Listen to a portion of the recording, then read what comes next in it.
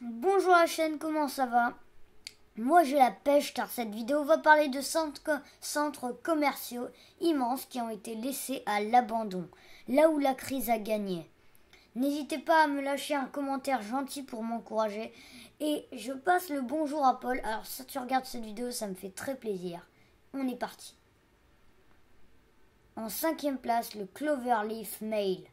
Situé à Richmond en Virginie, ce centre commercial ouvre ses portes en 1972. Ce centre est un lieu favori pour les familles, cause de manque de magasins dans les parages. Tout va bien en 1980. Il prévoit encore de belles futures années pour ce centre commercial, mais non, ils ont trop rêvé. En fait, les meilleurs clients se plaignent de rencontrer des voyous habillés en gentlemen et des gangs. Les clients craignent la sécurité du bâtiment, ce qui encouragera les vendeurs à fuir. Le Cloverleaf Mall fermera de façon permanente en 2007. En 4e place, le Hollywood Fashion Center. Exposé à Hollywood en Floride, il ouvre en 1972 où très rapidement il attire les clients grâce à ses grandes ou moyennes chaînes de magasins. En 1992, 20 ans après l'ouverture du centre commercial, un autre s'installe rapidement pas loin. Les marques de magasins s'en vont vers le nouveau centre commercial. Un an après, le lieu est fermé et est abandonné.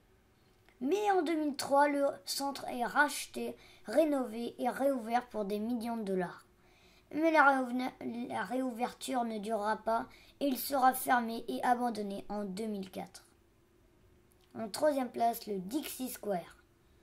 Posté à Harvey dans l'Illinois, il vit le jour en 1966.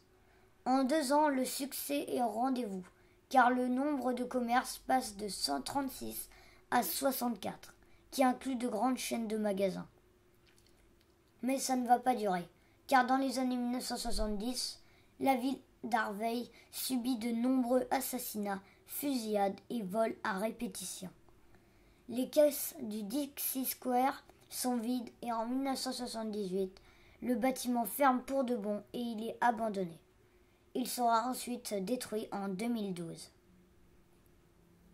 En 2e place, le Randall Park. Ouvert en 1976 à North Randall, dans l'Ohio, à son ouverture, c'était le plus grand centre commercial du monde. Il accueillait près de 5000 personnes qui venaient y travailler, composé de grandes enseignes et multiplexes. En 2002, le centre est près de la faillite, car un garde de la sécurité inflige de graves blessures mortelles à un voleur devant les clients. Le centre commercial perd la moitié de ses clients et descend la pente du classement. Il finit par fermer en 2009. Et voilà, on arrive déjà à la première place, le Rolling Egg Race. Construit et ouvert en 1975 à Akron dans l'Ohio, il a fait de beaux jours pour cette ville. Plus de 140 commerces y sont établis, parmi lesquels un cinéma, des restaurants et de grandes marques. Tout est bien parti, mais petit à petit, les commerces vont s'installer ailleurs. À partir des années 1990, la sécurité baisse grandement et le Rolling Egg Race n'est plus vraiment protégé de la criminalité. Les grandes enseignes finissent par rompre les contrats à cause de l'insuffisance de sécurité et les clients perdent rapidement l'habitude d'aller dans ce centre commercial. Il fermera en 2008 d'une façon définitive. Il sera ensuite abandonné.